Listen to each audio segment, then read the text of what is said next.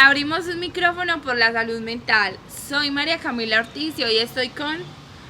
Sebastián Rojas, psicólogo de Sonrisas Nuevas, director del grupo hace 7 años, buscando beneficiar y mejorar pues desde esa parte de todas las personas que se acerquen a nosotros. Muchísimas gracias, Camila, por la invitación y por compartir conmigo este espacio. Bueno, Sebas, hoy estamos aquí prendiendo un micrófono por la salud mental y yo quiero que antes de empezar a hablar de cifras, de la situación de Medellín, de la situación sobre todo de la salud mental en la ruralidad, le cuentes a la gente o a las personas que nos están viendo qué es la salud mental. O sea, empecemos por lo básico. Bueno, la salud mental, hace 2 décadas la Organización Mundial de la Salud lo definía como la ausencia de la enfermedad. Sin embargo, esa situación ya se abolió porque es indispensable identificar no solo lo negativo, la ausencia de lo negativo, sino el acercarse a lo positivo. Entonces ya es pues ya se determina como de lo particular de cada sujeto la presencia de condiciones que lo llevan a la tranquilidad, a la seguridad y a la plenitud. Pero eso ya pasa por determinarse desde el propio sujeto, ¿sí? Pero espere, a ver, de todo lo que usted me dijo, ¿qué es la salud mental? La salud mental es la capacidad que tiene el sujeto para poder tomar decisiones en vía de con quién está, dónde vive y de lo que hace como un sentido de vida. O sea, que la persona pueda tomar esa determinación a sentido personal para sentir satisfacción en uno de esos 3 ámbitos, en los 3 ámbitos de hecho. Sebas, el año pasado en Medellín hubo 220.000 atenciones gratuitas de salud mental, pues en los diversos programas de la alcaldía, de la Secretaría de Salud y demás. Eso indica que ya la gente se está preocupando por la salud mental, que hay un trabajo avanzado, que falta mucho por hacer, o que, ¿qué piensas tú de eso? Bueno, la salud mental por lo general siempre ha tenido como un mito de si funciona o no funciona, un tabú muy grande. Sin embargo, a medida que avanzan los tiempos, la gente ha incorporado más y ha aceptado más como el poder acercarse a buscar un psicólogo, a una ayuda profesional en términos de salud mental. Ha ido mejorando, sin embargo, en muchos sectores todavía está muy invisibilizado. La salud mental es un propósito que por lo general permite a las personas acceder a un estado emocional más estable. Sin embargo, en muchos sectores se recrimina como una persona débil y estamos en una sociedad donde la imagen y una posición de dignidad, pues la visualizarse como una persona digna no puede tener alguna debilidad y está muy mal visto en unas zonas o en unas poblaciones que impide el acceso de forma normalizada. Por ejemplo, y tomando algo de lo que tú dices, pues si bien me parece que 220.000 atenciones gratuitas de salud mental son muchas, en la ruralidad, en los corregimientos, en la zona alta de la ciudad, la salud mental todavía es un mito y todavía es un tabú y da síntomas de pereza, es decir, quien tiene depresión, que tiene ansiedad social y demás síntomas, es tomado como un perezoso, como que no quiere ir a trabajar, como que no es suficientemente productivo y pues eso ha hecho que, digamos, Medellín en términos de salud mental para la ruralidad pues ni siquiera pueda tener unos indicadores claros y que además no se aborde de la manera correcta. ¿Por qué crees tú que en esas zonas apartadas de la ciudad o que la vocación es rural, la salud mental es de esconderla? O sea, la depresión es de taparla con la cobija, si en una familia alguien se suicida es de decirle a los vecinos que no, que se enfermó, que le dio un infarto, como de una u otra manera evadir esa situación, más en la ruralidad que en la urbe. Realmente todo eso tiene una posición hasta cultural y social. Realmente nosotros fabricamos pensamientos de entre lo correcto y lo incorrecto muy ubicados en el contexto. Esto como una base para explicar de ahí cosas más específicas, pero empezando desde lo general, el contexto nos determina qué está bien y qué está mal. De ahí nosotros, o sea, para poder tener una impresión subjetiva de si estoy haciendo bien mis las labores, tengo que ubicarme en un espacio para ver el vecino, pues, el amigo, el colega, cómo realizan las cosas, y es de ese código moral que crea la sociedad, el que trabaja 8 horas, el que se esfuerza, el que es disciplinado, adquiere un concepto de si es responsable o no es responsable. Lo mismo ocurre con, pues realmente determina sobre códigos morales. ¿A qué me refiero con códigos morales? Sí, en esta cultura, y más que todo la antioqueña, y más en la ruralidad, por ejemplo, se ve mucho que ser débil no es una posición de una persona que sea digno, o sea, que pueda tener beneficios, que pueda ser, digamos, la cabeza de la casa, que pueda tener responsabilidades. La debilidad, la tristeza, la angustia, se ve como una posición de una persona inadecuada, o sea, en cierta forma lo maldice, ¿sí? Entonces, en este concepto, la ruralidad, que todavía no está muy abierto a estas capacitaciones de salud mental, condiciona, además, es muy normal encontrar comentarios como: voy a ir al psicólogo, ¿para qué irán de un loquero? Es que usted está loco. Pues son comentarios que en esos espacios se ven muy normalizados, ¿sí? Entonces, acceder y reconocer, de hecho, pasa por un sistema como desde lo particular, desde lo subjetivo al objetivo, al objeto, o sea, a lo general. Muchas veces una persona tiene depresión y ni siquiera lo distingue, no sabe que tiene depresión. ¿Por qué? Porque el contexto en el que está, lo que se le determina es con que es perezosa.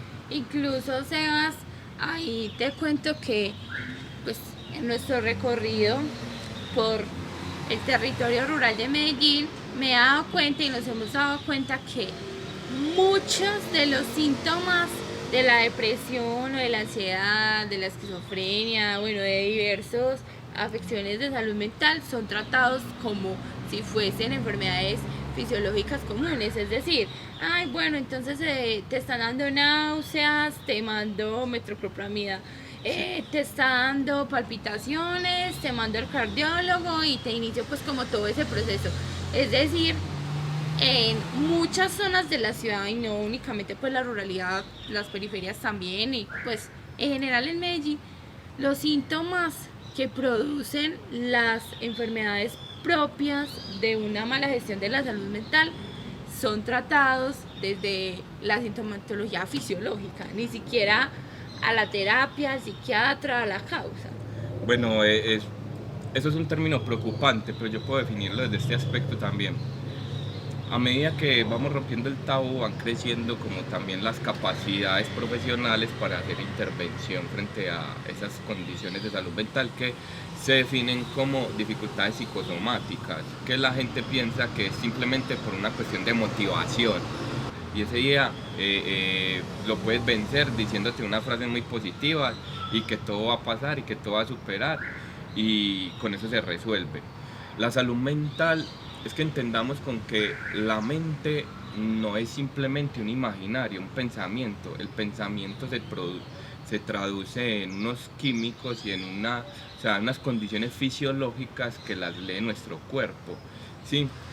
Y son innegables para el soma, o sea, para el cuerpo. En este sentido, cuando nosotros tenemos un pensamiento negativo, o cuando tenemos, no quiero un pensamiento negativo, eso es un orden de ideas, un hilo conductor. Cuando nosotros tenemos un pensamiento negativo, generamos una disposición negativa de nuestro cuerpo. ¿Por qué?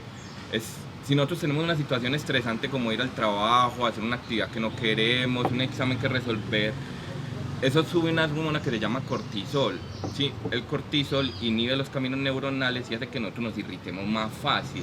La gente cree que pues que la persona está de mal humor porque quiere estar de mal humor, pues lo venden muchas veces con esa simpleza, ¿sí? Pero en el fondo, si eso se sigue sosteniendo, el cuerpo empieza a organizarse como quien dice: yo tengo mucho cortisol, entonces tengo algo de qué defenderme, y la persona se vuelve hipervigilante. Eso se traduce con que se vuelve muy reactiva, reacciona a todas las situaciones que le ocurran y reacciona de forma impulsiva, no entra por un proceso de razonamiento. Entonces podemos ver el viejito cascarrabias, ¿sí? Todas las cosas que creen que es que creció así, no, ya hay una formación para sentir de esa manera, pero en el fondo estoy seguro que quiere sentir de otra manera, pues sentirse más a gusto o agradable. Pero todo eso para indicar que en el fondo, cuando nosotros tenemos un proceso de pensamiento, el proceso de pensamiento genera, digamos, una disposición en nuestro cuerpo. ¿Cuántas personas no van al médico y el médico le dice, no encuentro la causa? Y él dice, no, Dios mío, entonces tengo una enfermedad que es intratable, que es incurable, o es intratable, pero no es así. Yo quiero como explicar esto porque es fundamental dentro de los procesos psicológicos. Cuando una persona está pensando algo negativo, se traduce en una emoción negativa. Al generar una emoción negativa, genera que nuestro cuerpo esté a la defensiva, no solamente el pensamiento. Nuestro cuerpo, usted va a consumir una proteína y la consume con menos eficiencia, usted va a hacer un ejercicio y es menos eficiente, o sea, cansa más rápido, nuestras defensas, o sea, nuestro sistema defensivo, o sea, nuestro sistema inmunológico entra en depresión con nuestro estado anímico y nuestros glóbulos blancos bajan, y cuando una gripa que debe durar 5 días nos dura 15 días. Entonces, pues con eso que nos estás contando, que digamos entra un poco como al tecnicismo propio de los procesos internos de salud mental, Sebas, ¿tú cómo llevarías eso? O sea, el hecho de que pensar positivo, generar emociones positivas, digamos en una persona que no tiene afecciones de salud mental, porque pues no te voy a decir como ven y dime cómo vamos a tratar desde la política pública o desde lo público a las personas depresivas o ansiosas, eso ya tiene pues Eso tiene, se podría generalizar como una base en general, sí, se puede decir que hay una cultura que nos invita muchas veces a descuidar la salud mental y antes digamos, a lacerarla. Pero por ello te quería preguntar, o sea, con todo esto fisiológico que tú nos estás explicando, desde lo público, para ti hoy, ¿qué puede hacer los líderes, los concejales, la alcaldía, los ordenadores del gasto por la salud mental en la ciudad? Pero para el sector de la población que aún no tiene afecciones de salud o que no las ha identificado. Si me cuentas que quien piensa negativo, siente negativo, sus órganos y bueno, todo eso que ya nos contaste, o sea, acciones de mejora. Bueno, me acabas de dar una pregunta muy amplia y trataré de ser preciso como para dividirla y poder gestionar una respuesta idónea. Pero ocurren dos procesos ocurren dos formas de generar una buena salud mental, ¿sí? Una es preventiva y la otra es de intervención. Pero cuando hay que intervenir ya no se puede ir a lo general, se tiene que ir a lo particular. Para prevenir sí se puede generar una circunstancia a un grupo poblacional, ¿sí?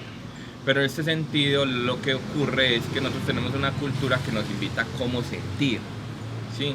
Y nunca cuestiona a la persona cómo está sintiendo. Aunque parezca una pregunta sencilla, realmente en el fondo no se crea. Es decir, cuando nosotros prendemos el televisor o cuando vemos o cuando abrimos nuestro celular, estamos llenos de información que nos bombardea de cómo poder sentir felicidad, placer, tranquilidad. 8 pasos para ser feliz, ¿sí? 5 métodos para levantarte de forma anímica, generando respuestas sencillas a problemas complejos. Esas preguntas no te las resuelve el otro, esas preguntas te las resuelves tú, ¿sí? ¿Qué me gusta hacer? ¿Qué me gusta realizar? Pero entonces sientes que lo público no tiene incidencia en esa prevención de la salud mental. Lo público debería invitar a tener esas preguntas, no a generar esas respuestas. Porque la respuesta no va en general, la pregunta sí, la respuesta es particular. Entonces esas respuestas lo público lo podría como ayudar a obtener brindando asesoría psicológica, poniendo a disposición de la ciudadanía profesionales que le ayuden a encontrar esas respuestas. Yo le diría, si tuviéramos que hablar en una posición muy general, si lo público tuviera que intervenir, como te acabo de mencionar, no es como generando las respuestas, más fácil generando las opciones. ¿A qué me refiero? Cuando se crea la pregunta, que lo público pueda permitirle a la persona acceder a lo que quiere responder. Es decir, ¿qué te hace feliz? Yo, por ejemplo, tengo pacientes que les comunico cuál es la comida favorita y se hacen un nudo. No saben. ¿Cuál es su color favorito? No saben. Y cuando uno les pregunta el por qué prefieren eso, por qué crees lo que crees, por qué te gusta lo que te gusta, mucho menos hay una respuesta ahí. Todo viene de una idea de otros, ¿sí? ¿Por qué? Esto es súper... Yo quiero que lo entiendan en un sentido muy gráfico, porque es hasta... pues te da un poder entenderlo. Cuando una persona me está narrando algo de qué lo hizo feliz, yo evidencio de manera inconsciente que él está feliz, pero conscientemente yo me anclo con la narrativa. Yo soy un matemático, yo soy un deportista y llegué a mi éxito, logré todas las cosas que pude. La persona conscientemente ve que él llegó en un método, ¿sí? Y dice, entonces yo tengo que aplicar ese método, ¿sí? Porque inconscientemente la felicidad que él está representando, él la quiere tener. Él quiere tener ese logro, pero como no sabe, cree que el método de él le va a funcionar. Entonces compramos la felicidad ajena. ¿Sí me va a entender por dónde voy? Pero nunca ocurre el cuestionarme, pero yo cómo lo podría hacer. No, porque ese camino es tortuoso, porque no hay responsables afuera de uno. Es decir, cuando yo determino qué quiero hacer, yo ya no puedo justificarme en que es que está lloviendo, es que mi mamá me dijo que hiciera esto. Y eso es una angustia muy grande para el ser humano. La política pública, o digámoslo en cierto sentido, si se va a generalizar para beneficiar la salud mental, cuando digo que tiene que crear las opciones, es como cuestionar a la persona. ¿Qué te hace feliz? Esa pregunta es muy compleja, creen que es muy sencillo. Vamos a dividirla. ¿Dónde te gustaría trabajar? ¿Qué te gustaría trabajar? ¿Sí? ¿O dónde te gustaría vivir? ¿O qué te gustaría hacer? En grandes rasgos se puede definir que la felicidad está basada en un equilibrio entre el descanso, ¿sí?, la responsabilidad y el ocio. Y eso es una condición que todo ser humano debería tener para alcanzar una buena salud mental. Aunque al principio puede ser beneficioso estar cargado sobre uno, descompensará tarde o temprano el equilibrio de la persona. Sí, pero en Medellín y en general en muchas ciudades de Colombia se va haciendo como complejo generar ese equilibrio cuando te tienes que levantar a las 4 de la mañana, viajar 2 horas en bus hasta tu transporte, hay problema de movilidad, hasta tu trabajo, llegas al empleo, pasas 8 o 9 horas allí, luego sales, lo mismo, llegas a tu casa, asumes las responsabilidades de tus hijos, bueno, y al final de mes te ganas un salario mínimo o un poquito más. Entonces ahí uno empieza a entender por qué también se va deteriorando en ese desbalance todo eso de la salud mental. No, y como la salud mental en muchos casos está invisibilizada, cuando una persona, ¿sí?, tiene ese desequilibrio, ni siquiera lo percibe como una condición que puede estar generando esa deficiencia. Pero el equilibrio no se trata como simplemente de organizarme a cada 8 horas a hacer una de las cosas, ¿sí? Eso no, pues en una vida común, en muchas personas no tienen acceso a esa posibilidad. Yo lo menciono como una posición que debería ocurrir si se quiere tener una buena salud mental en cualquier beneficio humano, pero muchas veces identificar que ese proceso del equilibrio es indispensable te lleva a organizarte y a no me gusta utilizar la palabra satanizar, pero a no, digamos, condenar formas de hacer cosas. Porque, ¿qué es lo que sucede? Yo te pongo un ejemplo con la sociedad hoy en día. Entonces está la persona que trabaja por el mínimo y tiene que ser muy responsable, pero cree que el ocio o el entretenimiento es algo malo, ¿sí? Entonces se dualiza, quiere decir con que hay una parte de él que es muy responsable.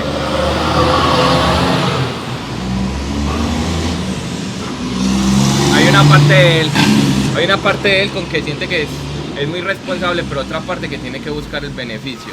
Pero como siente que eso es malo, ¿sí?, entonces se lo reprime, y cuando llega el fin de semana o cuando llega el día del pago se gasta la plata del arriendo.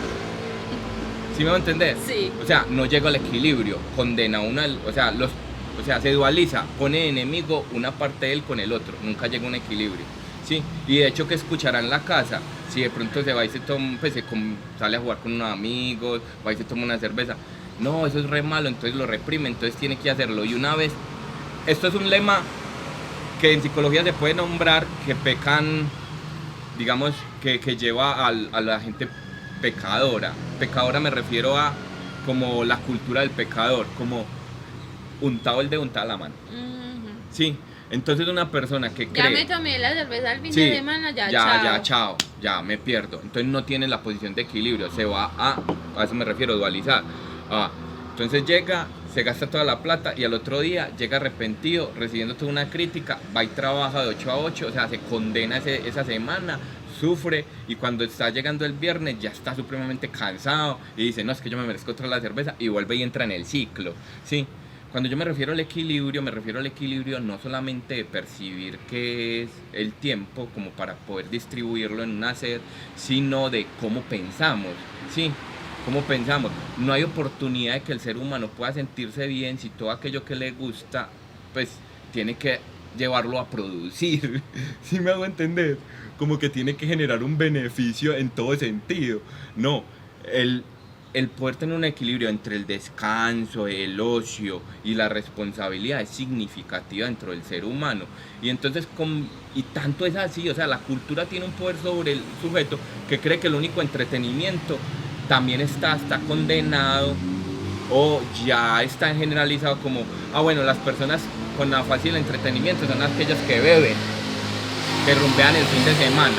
Entonces ya hay una dualidad también, como que el responsable es aquel que pasa todo el día trabajando y el que no es responsable es que empieza a fiesta todo el día. Y te hace una pregunta ahí. Lo que pasa es que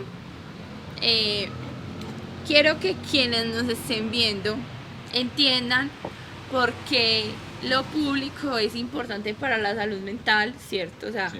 Quiero que hoy, pues, o sea, no sé si es posible, pero que hoy tú nos digas, aparte de darle las opciones para encontrar las respuestas, que sería a través de la asesoría de acompañamiento, pues, psicológico también, teniendo en cuenta lo que nos expone, ¿cierto? En donde, digamos, hay que tener un equilibrio entre esas tres cosas para lograr un buen estado de salud mental. Y vuelvo y hago el énfasis, estamos hablando de personas que tienen una buena gestión de su salud mental o que están bien de salud mental. Ya cuando tienen problemas es otro tratamiento diferente, sí. O sea, ese equilibrio es diferente, pero hablando de ese equilibrio, entonces, ¿lo público puede intervenir en ese equilibrio? ¿Y cómo puede? De nuevo te hago la pregunta o, digamos, la puntualizo. ¿Cómo hoy las decisiones o voluntades políticas y públicas interfieren o facilitan que la ciudadanía en general tenga una buena gestión o tenga una buena salud mental? Lo público puede tener... Es que realmente lo público tiene un contacto directo con la salud mental. Y cuando yo me refiero que puede dar opciones, no me refiero con opciones de respuesta, sino opciones de hacer. Es decir, si la persona dice, bueno, yo quiero ir a natación, lo público pues puede beneficiar, digámoslo así, programas de natación, ¿sí? Yo quiero hacer patinaje, lo público puede hacer programas de patinaje. Yo quiero leer, lo público puede hacer, digamos, grupos de lectura, ¿sí?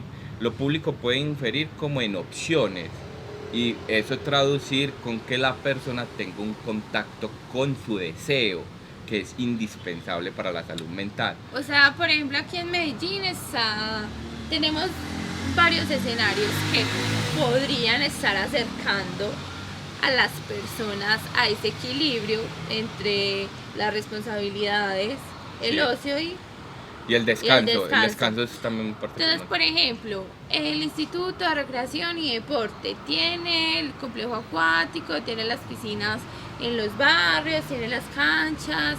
Por ejemplo, la Secretaría de Cultura tiene las casas de la cultura, o la Secretaría de Participación Ciudadana tiene los CDS, que son los Centros de Desarrollo Social, donde pues están las organizaciones sociales, o incluso la Secretaría de Desarrollo Económico tiene los CBS, donde te enseñan, donde te capacitan. Entonces, todo eso, o sea, toda esa oferta que lo público finalmente la construye, la mantiene y la lleva a la ciudadanía y la ejecuta, si interviene o puede ser una respuesta de cómo facilitar la buena gestión de la salud mental.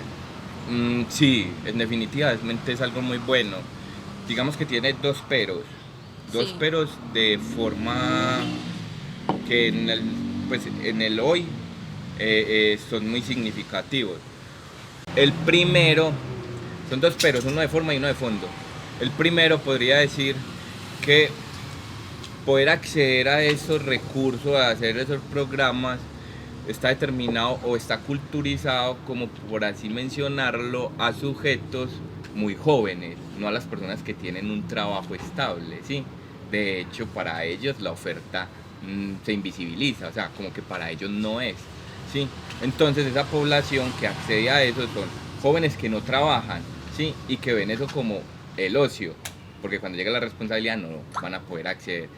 Y el otro, que es ya de forma, es acceder a esos programas. Pero espera. O sea, frente al primero que me estás diciendo, digamos como que la solución podría ser que los esfuerzos de las administraciones deseen diversificar la oferta, que tanto niños que van al colegio, hay jóvenes que van a la universidad y los que no van, adultos que trabajan y los que no trabajan, y los abuelos, pues que incluso ahí te cuento que Medellín pues tiene oferta para ellos. Y una muy buena oferta incluso pues como para los clubes de vida, canas al aire, demás, pues aquí haciéndole una cuña a mi abuela, ella es usuaria de canas al aire y mejor dicho, esos son sus días favoritos de la semana, sino, o sea, diversificarla y acercarla, o sea, el reto es ese, ya tenemos una oferta, hemos construido una oferta, llevémosla a toda la sociedad y aparte yo ahí, ¿cierto? Como en mi ejercicio de lo público y en mi ejercicio de liderazgo yo identificaba a alguien y es que en algunos sectores o estratos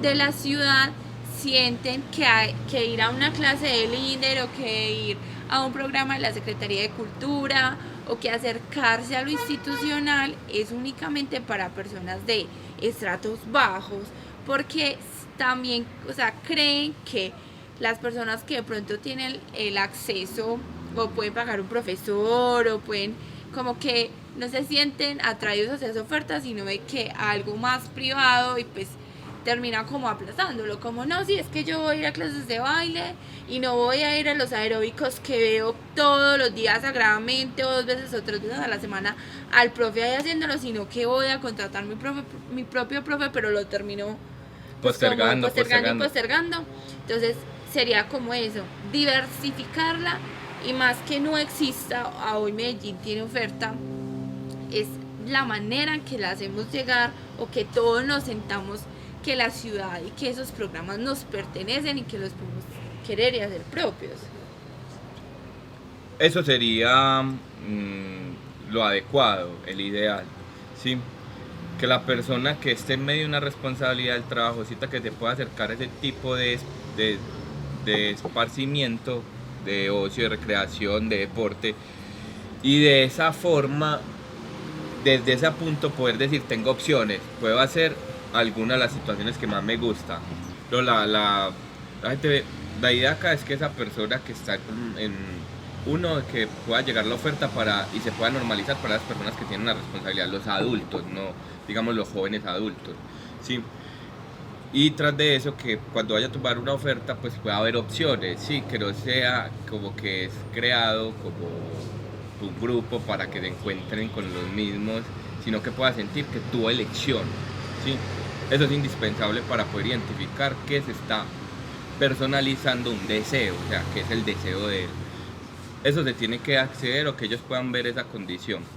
Y el segundo pero va muy vinculado de forma, o sea, el acceso que puedan tener las personas a estos programas, porque una persona que vive en la vereda de Santa Elena, en el corregimiento de Santa Elena, en el corregimiento de San Antonio de Prado, ¿sí?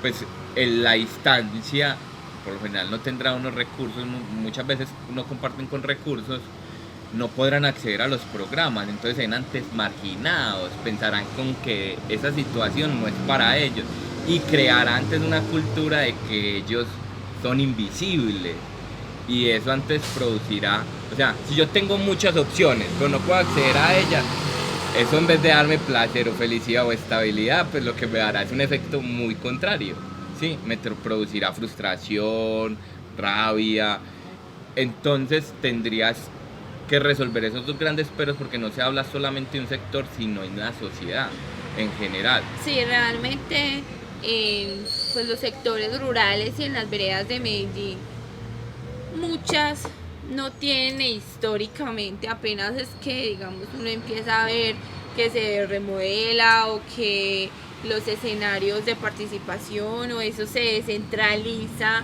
la oferta a las veredas, pero generalmente, por ejemplo, yo soy de San Cristóbal y si alguien de la vereda del Naranjal quiere o jugar un partido de fútbol o quiere acceder al servicio de la biblioteca o quiere sí, prestar un libro, estar en el café internet, clase de música, bueno, y toda esa oferta que tiene de una u otra manera lo público, pues le toca desplazarse, porque todas muy centraliza y nos indica ahí esos dos peros son como dos oportunidades de mejora.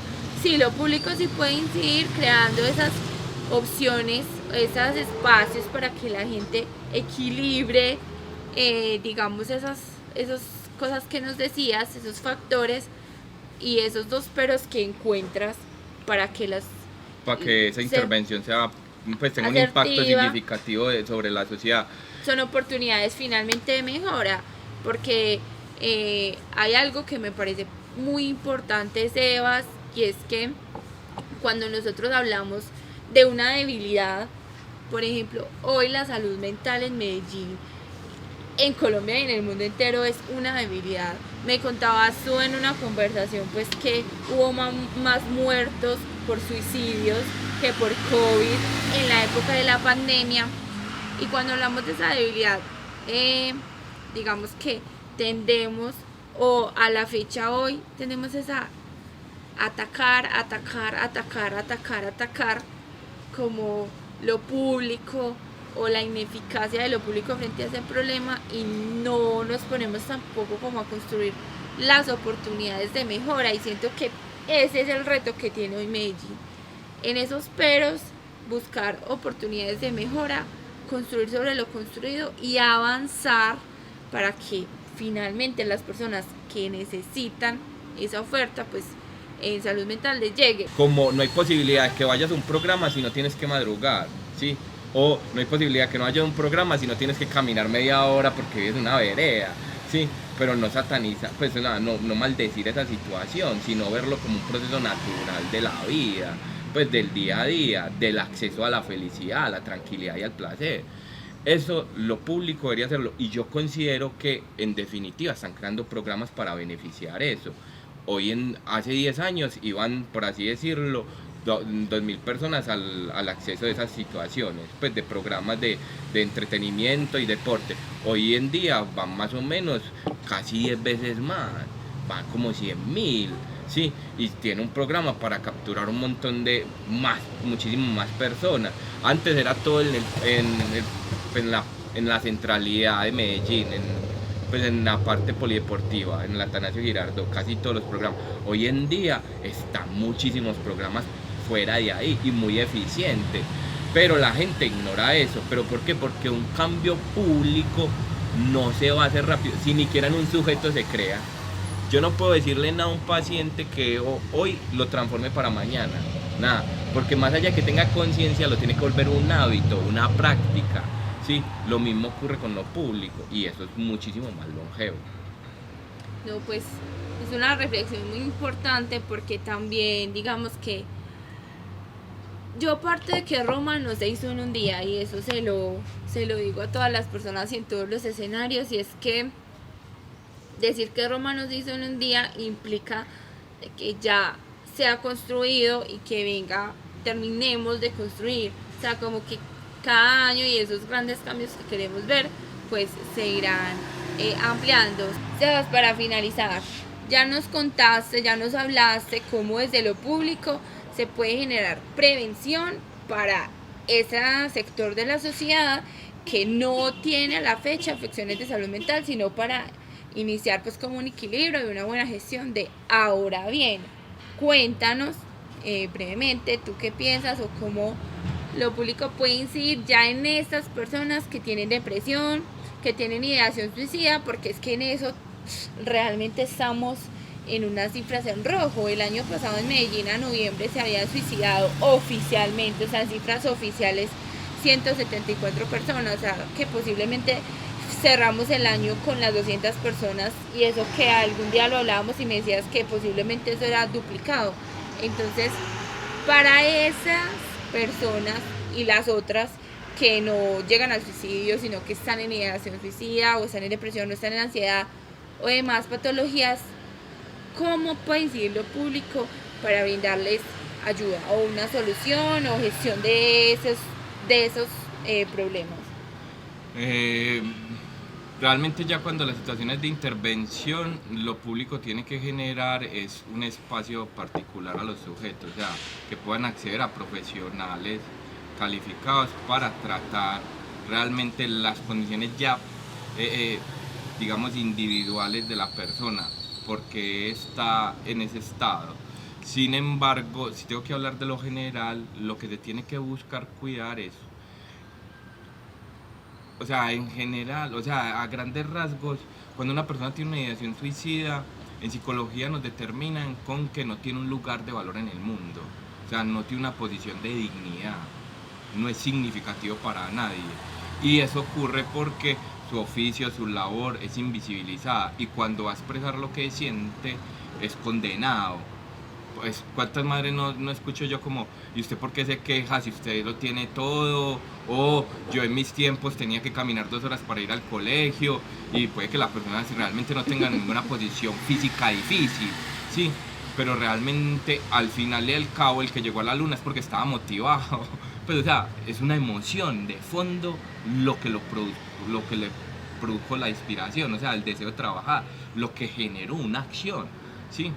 En esa condición, el tenerlo todo, el tener las necesidades básicas cubiertas, muchas veces impide que la persona pueda acceder a su deseo, porque le evitan a tener responsabilidad. Entonces la intervención pública tiene que ayudar ya sobre la intervención, no solamente al sujeto, que está mal, porque es que atienden al sujeto y lo atienden detrás de un escenario, pues lo atienden detrás de un escritorio y simplemente le recogen los síntomas y le atienden los síntomas, ¿sí? Realmente en el fondo, cuando una persona está mal, cuando muchas veces la palabra red de apoyo, que está como muy cliché, pero en el fondo es crucial atender a las personas que están alrededor, porque el discurso que emiten es lo que genera con que no tenga esa posición de dignidad, ese lugar de valor. O sea, aparte de generarle atención profesional, espacios en donde quienes padecen problemas de salud mental, enfermedades mentales, puedan acceder, ¿cierto?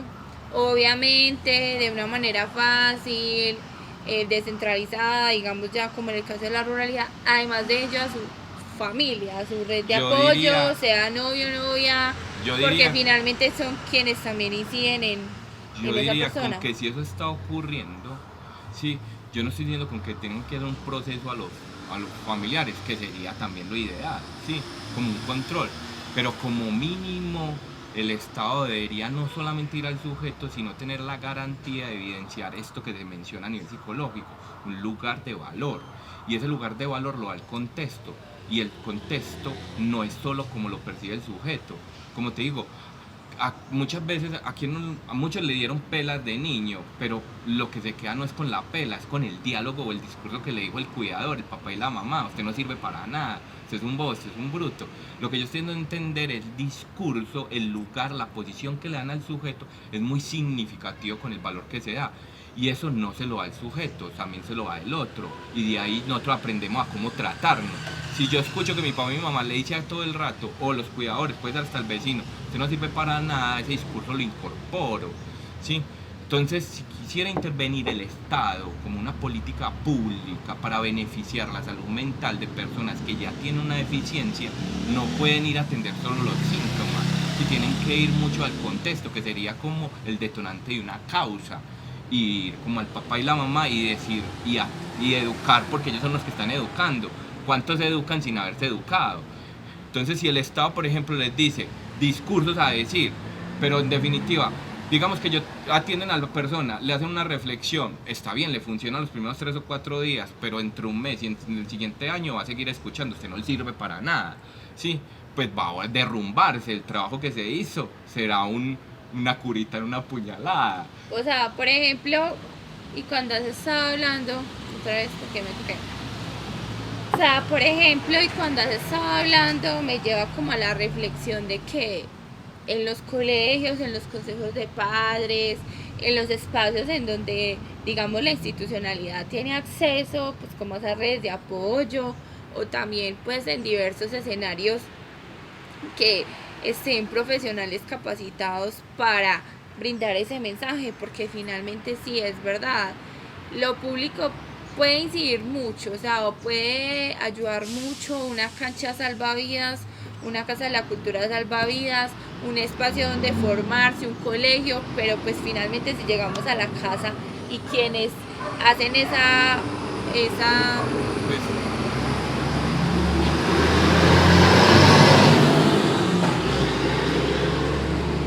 pues, y finalmente si llegamos a la casa y quienes hacen ese papel de formadores o educadores, pues que suelen ser los padres, las abuelas, bueno, en todas las formas de familia que tenemos en Medellín, que son bien variadas, no tienen esa buena gestión emocional o esa comunicación asertiva. Entonces también lo público y lo privado no están yendo hacia el mismo lado, entonces pues, no generarán muchos resultados. sí, y eso crea una base emocional. La base emocional evidentemente está construida en casa. Cuando hay una intervención, cuando tiene que haber un proceso de intervención, porque la base emocional está fracturada. Cuando es prevención es porque la base emocional está estabilizada. Por eso permitirle acceso a opciones le permite mantener un buen estado anímico. Al ya estar fracturado yo tengo que acudir a la base emocional, que es por lo general el hogar. Entonces atender al paciente que está enfermo es como decirle pues, que alguien se quiebre el pie y yo decirle cómo cuidarse, pero no ofrecerle un médico que lo sane, pues no hago nada, ¿sí me va a entender? En el fondo se volverá a fracturar, pues conservará la fractura. Exacto, no resolverá su situación de fondo. No seas muy valiosas estas reflexiones.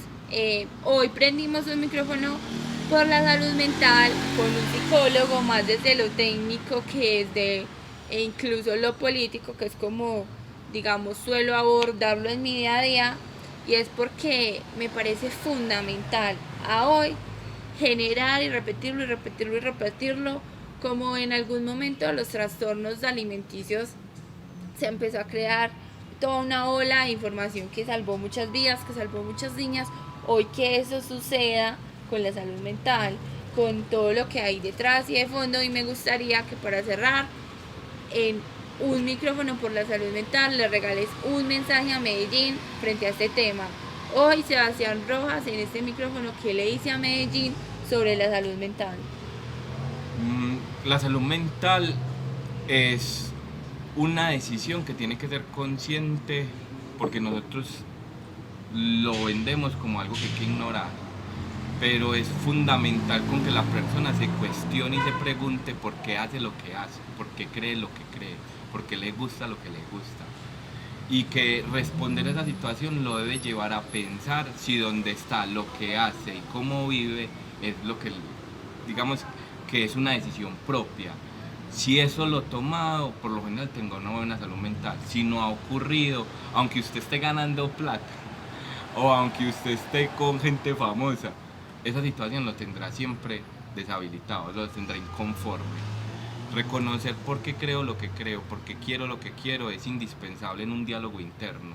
Y yo invitaría a las personas a que si necesitan prender el televisor para poder estar tranquilos, si necesitan ver, si no pueden estar sin bulla porque se desesperan, cuestionense porque algo dice que le está diciendo que necesita ser sanado. Bueno, gracias Sebas, ya saben, prendimos un micrófono por la salud mental, trabajamos en Medellín por la salud mental y sobre todo vayan a terapia. Sean, muchas gracias por haber estado acá y bueno, ustedes nos vemos la próxima semana, vamos a prender otro micrófono con puro amor por Medellín.